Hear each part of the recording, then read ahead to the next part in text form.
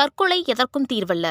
மன அழுத்தம் ஏற்பட்டாலோ தற்கொலை எண்ணம் வந்தாலோ அதிலிருந்து விடுபடுவதற்கு தமிழக சுகாதார சேவை உதவி மையம் 104 அல்லது ஸ்னேகா தற்கொலை தடுப்பு உதவி மையம் 0442640050 ஆகிய எண்களை அழைக்கலாம். செல்விக்கு கல்யாணம் ஆன நாள் முதல்ல இருந்தே பிரச்சனை யாரு அப்படின்னு பாத்தீங்கன்னா கணவரா இருக்கிற நல்லுச்சாமி தான். இந்த மாதிரி உன் ஹஸ்பண்டுக்கு நீ தொடர்ச்சியா சப்போர்ட் பண்ணிட்டு இருக்க, இது நல்லது கிடையாது அப்படின்னு சொல்லி தொடர்ச்சியா சிவகங்கை மாவட்ட போலீசார் புளியந்தோப்பு போலீஸ் குவார்டர்ஸ்ல பதுங்கி இருக்கிற நல்லுச்சாமியை அரெஸ்ட் பண்றாங்க. ஆனா அந்த நேரத்திலேயாவது புதிய தலைமுறை நேயர்களுக்கு வணக்கம். என் ஹஸ்பண்ட் எவ்வளவோ தப்பு பண்றாரு, என்னென்ன குற்ற சம்பவங்களோ பண்றாரு, கொலை முயற்சி கொள்ளை அப்படின்னு சொல்லி எவ்வளோ விஷயங்கள் பண்றாரு, இருந்தாலும் பரவாயில்ல அவரை எப்படியாவது காப்பாத்தி நல்வழிப்படுத்திடுவேன் அப்படின்னு சொல்லி பெண் காவலர் ஒருவர் தொடர்ச்சியா முயற்சி பண்ணியிருக்காரு. ஆனா அவரோட அத்தனை முயற்சிகளும் தோல்வியில முடிஞ்சு அது அந்த பெண் காவலரோட உயிருக்கே ஆபத்தா முடிஞ்சிருக்கு. அப்படி அவர் கணவர் என்ன தப்பு பண்ணாரு, அந்த பெண் காவலர் அந்த அளவுக்கு ஒரு விபரீத முடிவு எடுக்க காரணம் என்ன அப்படிங்கிறத தான் இந்த வீடியோவில் நான் டீட்டெயில்டா சொல்ல போறேன். சென்னை புளியந்தோப்பு பக்கத்துல இருக்கிற ஒரு போலீஸ் குவார்டர்ஸ்ல தங்கி வேலை பண்ணிட்டு வரவங்க தான் காவலர் செல்வி. இவங்க கீழ்ப்பாக்கத்துல உள்ள ஒரு அனைத்து மகளிர் காவல் நிலையத்துல ஒரு ஹெட் கான்ஸ்டபிளா பணியாற்றிட்டு வராங்க. கடந்த 22ஆம் தேதி, அதாவது நேற்று முன்தினம் காலையில 7 மணி அளவுல அந்த கீழ்ப்பாக்கம் காவல் நிலையத்துல ஒரு அணிவகுப்பு நடைபெறுவதா இருந்திருக்கு. இந்த அணிவகுப்புல காவலர், அதாவது தலைமை காவலர் செல்வியும் பங்கெடுப்பதா இருந்திருக்கு. ஆனா அவங்க குறிப்பிட்ட நேரத்துக்கு வரல. இதனால பணியில இருக்கிற சக காவலர்கள் எல்லாரும் செல்விக்கு தொடர்பு கொள்றாங்க போன்ல. ஆனா அவங்க போனை எடுக்கல.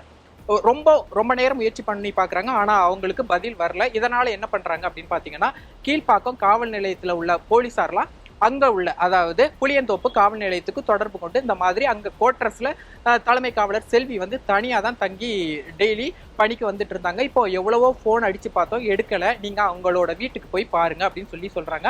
உடனே புளியந்தோப்பு காவல் நிலையத்தில் இருக்கிற காவல் அதிகாரிகள் எல்லாம் அங்க உள்ள குவார்டர்ஸ்ல இருக்க செல்வி வீட்டுக்கு போய் பாக்குறாங்க. செல்வியோட வீடு உள்புறமா தாளிடப்பட்டு பூட்டப்பட்டு இருக்கு. உடனே கதவை உடைச்சு உள்ள போய் பாக்குறாங்க. அங்க ஒரு அறையில தலைமை காவலர் செல்வி தூக்கிட்ட நிலையில சடலமா கடந்திருக்காங்க. அவங்களோட உடலை மீட்ட போலீசார் அந்த உடலை பிரேத பரிசோதனைக்காக ராஜீவ்காந்தி அரசு மருத்துவமனைக்கு அனுப்பி வச்சிருக்காங்க. தலைமை காவலர் தன்னைத்தானே மாய்த்து கொண்டு இருக்கிறார், அதாவது தற்கொலை அப்படிங்கிற ஒரு விபரீத முடிவு எடுத்திருக்கிறாங்க. இந்த தலைமை காவலர் செல்வியோட மரணத்துக்கு பின்னால காரணமா யார் இருப்பாங்க, ஒருவேளை பணி சூழல் பணி அழுத்தம் காரணமா இருக்குமா அப்படின்லாம் ரொம்ப விசாரிச்சு பார்க்கும்போது இல்ல, கணவர் தான் காரணமா இருந்திருக்காங்க. அதாவது அவங்க காதலிச்சு கரம் பிடிச்ச கணவர் தான் இந்த தலைமை காவலர் செல்வியோட மரணத்துக்கே காரணமா இருந்திருக்காங்க. என்ன நடந்துச்சு அப்படிங்கிறத தான் நம்ம இப்போ டீட்டெயிலா சொல்ல போறேன். அதாவது சிவகங்கை மாவட்டத்தை சேர்ந்தவங்க தான் செல்வி. இவங்களுக்கும் நல்லுச்சாமி அப்படிங்கிற அவங்களோட மாமா முறையில வர்ற உறவினருக்கும் கடந்த 2004ஆம் ஆண்டு திருமணம் நடக்குது. இவங்க 2 பேருமே பள்ளி பருவத்தில இருந்தே காதல் திருமணம் தான் பண்ணியிருக்காங்க. திருமணம் முடிஞ்சு ஒரு 4 வருஷம் கழிச்சு தமிழ்நாடு காவல்துறையில 2ஆம் நிலை காவலரா செல்விக்கு பணி கிடைக்குது. இந்த தம்பதியருக்கு அழகான 2 குழந்தைகள், ஒரு ஆண் குழந்தை ஒரு பெண் குழந்தை. அதே நேரத்தில் பெண் குழந்தை உடல்நலக்குறைவால் இறந்து போனதா சொல்றாங்க. அதே நேரத்தில் ஆண் குழந்தை மதுரையில உள்ள ஒரு பள்ளியில படிச்சுட்டு வர்றாங்க. கணவன் மனைவியும் நல்ல சந்தோஷமா தான் இருந்துட்டு இருந்திருக்காங்க. ஆனா செல்விக்கு கல்யாணம் ஆன நாள் முதல்ல இருந்தே பிரச்சனை யாரு அப்படின்னு பாத்தீங்கன்னா கணவரா இருக்கிற நல்லுச்சாமி தான். என்னதான் அவங்களுக்குள்ள ஒரு புரிதல் இருந்தாலும் நல்லுச்சாமிக்கு ஒரு கெட்ட சகவாசம் ஏற்படுது. இதனால நாளுக்கு நாள் அவர் குற்ற சம்பவத்துல ஈடுபட்டுட்டே போறார். 1 இல்ல 2 இல்ல கிட்டத்தட்ட ஒரு 3 கொலைகேஸ் அவர் மேல இருக்கிறதா சொல்றாங்க. இது மட்டும் இல்லாம 9 கொலை முயற்சி வழக்குகளும் இருக்கிறாங்க. சிவகங்கை மாவட்டத்தை பொறுத்தவரையுமே அவர் A+1 ரவுடியா அவங்களோட பட்டியல்ல அவரோட பேர் இருக்குது. என்னதான் மனைவி போலீஸா இருந்தாலும் கணவர் மிகப்பெரிய குற்றவாளி லிஸ்ட்ல இருக்கிறாங்க. ஆனா ஒவ்வொரு முறையும் கணவர் ஏதாவது தப்பு செஞ்சுட்டு வரும்போது மனைவி பாசத்தால தயவு செய்து நம்ம அப்படி பண்ணாதீங்க, நம்மளுக்கு குடும்பம் இருக்கு குழந்தைங்க இருக்குன்னு என்னென்னமோ சொல்லி பாசத்தால செஞ்சு பார்த்துருக்காங்க. அவங்கள மீட்டு இருக்காங்க, ஒவ்வொரு பிரச்சனையில இருந்தும் மீட்டு இருக்காங்க. ஆனா ஒவ்வொரு முயற்சிக்கு பின்னாலையும் அந்த தலைமை காவலராக இருந்த செல்விக்கு பின்னால ஒரு பாசம் இருந்திருக்கு.